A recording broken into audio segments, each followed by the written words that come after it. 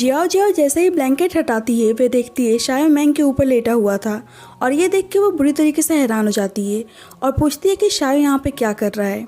मैंग उससे पूछती है कि वह यहाँ उसे किसके साथ एक्सपेक्ट कर रही थी और इसके बाद हम एक फ्लैशबैक देखते हैं जब ये आदमी मैंग के साथ ज़बरदस्ती कर रहा था और शायो उसे आकर बचाता है और उसे टॉन्ट मारता है कि उसने 1 मिनट भी नहीं लगाया किसी और आदमी को अपने बिस्तर पर लाते हुए। मैंग गुस्से में बोलती है कि उसे जान के किसी ने फंसाया है और वह जान के अनजान बनने की कोशिश क्यों कर रहा है। उसे पता होना चाहिए कि कौन उसके साथ ऐसा कर सकता है। शायो कहता है कि वह भला उसकी बातों पे क्यों बिलीव करे। वैसे ही मैंग बाहर से जियाओ जियाओ की आवाज़ सुनती है और शायो को एक नाटक करने के लिए बोलती है ताकि वह दिखा सके कि ये सारा काम जियाओ जियाओ का था। वह शायो को अपने बिस्तर में लेटा लेती है और अपने टॉप को अनबटन करके जानबूझ के आवाज़ें निकालने लगती है। Back to the present. अब शायो को पता चल गया था कि वे आदमी जियाओ जियाओ के कहने पे ही आया था, इसीलिए वे गुस्से में जियाओ जियाओ को वहाँ से जाने के लिए कहता है। मैंग कहती है कि अब तुम्हें पता चल गया होगा कि तुम्हारी फियांसे कैसी है। शायो कहता है कि तुम्हें क्या लगता है तुम मुझसे सही हो। मैंग कहती है कि कम से कम मैं किसी को हार्म नहीं करती हूँ और वहाँ से जाने लगती है, जिससे शायो कहता है कि अभी उसने उसका यूज़ किया तो यहाँ से जा क्यों रही है। मैंग कहती है कि वह बस उसकी हेल्प कर रही थी, लेकिन शायो कहता है कि उसे पता है उसने जानबूझ के सबको दिखाने की कोशिश की ताकि सबको ऐसा लगे कि वह इसके साथ रिलेशनशिप में है और इससे कोई भी उसको परेशान नहीं करेगा। और ये सुन के मैंग उसे सीड्यूस करने लगती है और बोलती है कि थैंक यू जो तुमने मेरे साथ कोऑपरेट किया। बाद में जियाओ जियाओ शायो के साथ बात करने जाती है ताकि उन दोनों के बीच में सब कुछ ठीक कर सके और उससे लास्ट टाइम के लिए माफ़ी मांगती है और कहती है कि उसे लगा था कि रोमैंग उससे चुरा लेगी, इसीलिए उसने ऐसा किया क्योंकि वह उसको खोना नहीं चाहती है। शायो कहता है कि ऐसी गलती आगे से नहीं होना चाहिए। जियाओ जियाओ बोलती है कि वह उससे बहुत ज़्यादा प्यार करती है और कभी भी इन फ्यूचर ऐसा करने की हिम्मत नहीं करेगी। यहाँ पता चलता है कि जियाओ जियाओ का बर्थडे आने वाला है और शायो उसके बर्थडे के लिए पार्टी थ्रो करने वाला था और ये सुन के वह बहुत ज़्यादा हैप्पी हो जाती है। रात में बर्थडे पार्टी सेलिब्रेशन होता है और सब जश्न मना रहे होते हैं। शायो ने बर्थडे पार्टी की प्रिपरेशन बहुत ही अच्छी तरीके से किया था और ये देख के जियाओ जियाओ बहुत ज़्यादा खुश हो जाती है। थोड़ी देर बाद वह नोटिस करती है कि उसके फादर बर्थडे पार्टी में नहीं आए हैं और वह अपने मेड को बोलती है कि एक बार वह चेक करे कि उसके फादर कहाँ रह गए। इसके बाद हम जियाओ जियाओ के फादर से मिलते हैं और उसे देखकर साफ पता चल रहा था कि वह 1 नंबर का ठरकी है। जब ये मैंग को देखता है तो वह जानबूझ के उसको टच करता है, जिससे मैंग डर जाती है और उसका प्लेट नीचे गिर जाता है और वह उसे परेशान करने लगता है। मैंग को बहुत ज़्यादा गुस्सा आता है और वह कहती है कि अगर उसने ये सब बंद नहीं किया तो उसके लिए सही नहीं होगा और वह यहाँ से जाने लगती है, लेकिन उसके सिपाही उसकी तरफ बंदूक तान कर खड़े हो जाते हैं। कमांडर उससे बोलता है कि वह बहुत ज़्यादा सुंदर है और उसे गंदे निगाहों से घूरे जा रहा था। वह मैंग के साथ कुछ करता कि उससे पहले उसका बेटा जी चैन आ जाता है और वह मैंग को बहुत ही प्यार से देख रहा था और अपने फादर से कहता है कि जियाओ जियाओ उन्हें ढूंढ रही है तो उन्हें जाना चाहिए, लेकिन वह ठर के जाने का नाम नहीं ले रहा था। इसीलिए जी चैन बीच में आ जाता है और कहता है कि इसके आउटफिट से ऐसा लग रहा है कि ये गवर्नर मेंशन की मेड है और जानबूझ के बोलता है कि पार्टी में बहुत सारे लोग आए हुए हैं और किसी ने देख लिया कि वे एक मेड को बुली कर रहे हैं तो फालतू में उनकी इमेज खराब हो जाएगी। और ये सुन के कमांडर वहाँ से चला जाता है। उसके जाने के बाद मैंग उससे थैंक यू बोलती है और उसके बारे में पूछती है, जिससे वह बताता है कि उसका नाम जी चैन है और वह मैंग से भी उसका नाम पूछता है, जिससे वह बताती है कि उसका नाम रोमैंग है। जी चैन कहता है कि वह उससे जानी पहचानी सी लग रही है। मैंग कहती है कि इन फ्यूचर अगर उसको मौका मिलेगा तो वह आज के लिए ज़रूर रिपे करेगी और वहाँ से चली जाती है और जी चैन उसे मुस्कुराते हुए देखे जा रहा था। बाद में कमांडर अपनी डॉटर जियाओ जियाओ से जाके मिलता है और वह शायो से डांस हॉल केस के बारे में डिस्कशन कर रहा होता है जिसका इन्वेस्टिगेशन चल रहा था। जियाओ जियाओ कहती है कि आज उसका बर्थडे है और वे दोनों यहाँ पे ऑफिशियल डिस्कशन क्यों कर रहे हैं। ये सुन के कमांडर हंसने लगता है और कहता है कि वह उसके लिए गिफ्ट लाया है और उसे एक पिस्टल गिफ्ट करता है और कहता है कि अगर कोई उसको बुली करे तो वह इसे उसको शूट कर सकती है। और जियाओ जियाओ उस पिस्टल को चारों तरफ घुमाने लगती है कि वो किस पे निशाना लगाए। जब भी वहाँ पे आते हुए वह मैंग को देखती है और उसकी तरफ गन पॉइंट करती है और उसके सर पे एप्पल रख के निशाना लगाती है। बेचारी मैंग बहुत ज़्यादा डर गई होती है। जी चैन उसे ऐसे करने से मना करता है क्योंकि ऐसे निशाना लगाना रिस्की था, लेकिन जियाओ जियाओ उसकी बिल्कुल भी नहीं सुनती है। चाहे शायो बाहर से कितनी ही नफरत क्यों ना करता हो मैंग को, लेकिन अंदर से उसे भी पता था कि उसके अंदर मैंग के लिए सॉफ्ट कॉर्नर है। वे जियाओ जियाओ को सिखाने लगता है कि निशाना कैसे लगाते हैं और वे खुद मैंग के सर पे रखे गए एप्पल को शूट कर देता है और निशाना सही लगता है। लेकिन इन सब की वजह से मैंग बुरी तरीके से डर जाती है और रोने लगती है। जी चैन मैंग के पास जा ही रहा होता है कि जियाओ जियाओ उसे गिफ्ट देने के बहाने रोक लेती है। वैसे ही एक वेटर मैंग की हेल्प करने के लिए उसके पास आता है और शायो मैंग को ही देखे जा रहा था और उसके फेस से साफ पता चल रहा था कि उसे मैंग की कितनी फिक्र है, लेकिन वह कर भी क्या सकता था। जियाओ जियाओ जी चैन का गिफ्ट शायो को दिखाती है, लेकिन उसकी नज़र बस मैंग पर ही थी। जल्दी वहाँ पे कुछ आदमी आते हैं और वे फायरिंग करने लगते हैं। शायो और बाकी सिपाही भी उनका सामना करते हैं और दोनों तरफ से फायरिंग होने लगती है।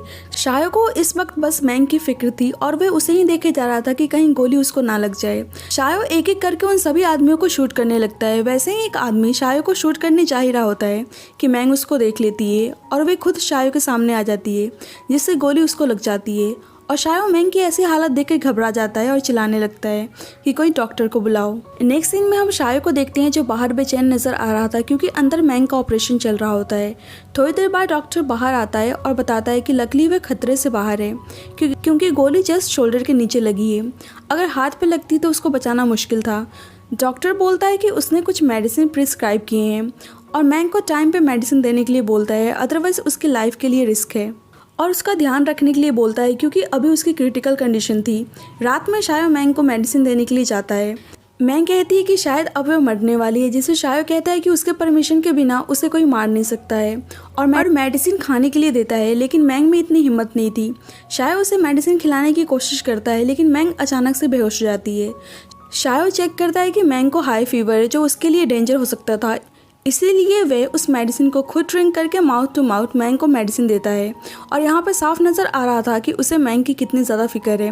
वे नोटिस करता है कि मैंग के पैरों में बेरियां होने की वजह से उसका पैर इंजर्ड हो गया है और वे उन बेरियों को निकाल देता है और उसके जख्म पर मरहम लगाने लगता है। जल्दी शायो से मिलने के लिए जियाओ आती है, लेकिन उसका सबऑर्डिनेट उसे अंदर जाने से मना कर देता है। थोड़ी देर बाद मैंग को जब होश आता है तो वह देखती है कि शायो उसके जख्म पर मरहम लगा रहा है और उसे कहती है कि उसने फाइनली उसको फ्री कर दिया। शायो कहता है कि तुम्हें सही में लगता है कि मैं तुम्हें फ्री कर सकता हूँ। मैंग कहती है कि उसने उसके लिए सीने पे गोली खाई है और इतना पेन सा है, जिससे शायो कहता है कि वह उसके बदले में क्या चाहती है। मैंग कहती है कि बेशक उसने उसकी जान बचाई है, लेकिन वह उसके जान के बदले कभी भी बार्गेनिंग नहीं करेगी और बोलती है कि उसे भूख लगी है। और शायो उसके लिए खाना बनाकर लाता है और खाने के लिए बोलता है। गोली लगने की वजह से मैंग अपने हाथ को मूव नहीं कर पा रही थी, इसीलिए शायो उसे खाना खिलाता है और खाना गर्म होने की वजह से वे बहुत ही प्यार से फुक फुक कर मैंग को खाना खिला रहा होता है। मैंग को बिलीव नहीं हो रहा था कि ये वही शायो है जो उसकी इतनी केयर कर रहा है और इतना जेंटल बिहेव कर रहा है। मैंग भी उसके सामने जानबूझकर नखरे कर रही होती है और उसे बहुत ही खुशी मिलती है कि शायो उसका इतना ज़्यादा ख्याल रख रहा है। आज हम पहली बार शायो को देखते हैं जो मैंग की इतनी ज़्यादा फिक्र कर रहा है और आज पहली बार इन दोनों के इतने अच्छे मोमेंट्स दिखाए जाते हैं जहाँ पे दोनों हैप्पी नज़र आ रहे होते हैं। बाद में मैंग को शायो एक प्राइवेट रूम देता है और सारे मेड्स को इन्फॉर्म करता है कि कोई भी मैंग को परेशान नहीं करेगा क्योंकि वह उसकी पर्सनल मेड है और इसको बस वही ऑर्डर दे सकता है। और ये सुन के मैंग मुस्कुराने लगती है और अंदर ही अंदर बहुत ही खुश होती है। बाद में वो बालकनी में बैठ के मौसम को एंजॉय कर रही होती है। जब ही वहाँ पे जियाओ आती है और उसे टॉन्ट मारने लगती है कि वे तबीयत खराब होने के बहाने वे बस शायो को सेड्यूस करने में लगी है और उसे गुस्से में उठाने लगती है। जब ही वहाँ पे शायो आता है उसे रोकता है और कहता है कि उसने उसको परमिशन दिया है तो वह यहाँ पे रह सकती है। शायो को देखकर मैंग जानबूझ के तबीयत खराब होने का नाटक करने लगती है और बहाना बनाती है कि उसे थोड़ी ठंड लग रही है और कहती है कि अगर उसे जियाओ का फर जैकेट मिल जाए तो वह थोड़ी वार्म फील करेगी। और ये सुन के शायो जियाओ से उसकी जैकेट मांगने लगता है, जिसे वह जैकेट देने से मना कर देती है, ये कह कि मैंग नाटक कर रही है। और इसके बाद मैंग अपनी एक्टिंग शुरू कर देती है कि रहने दो, उसे बस थोड़ा सा कोल्ड कफ है, वह ठीक हो जाएगी। और ये सुन के शायो जियाओ से दोबारा जैकेट मांगता है और वे गुस्से में उस जैकेट को देकर वहाँ से चली जाती है।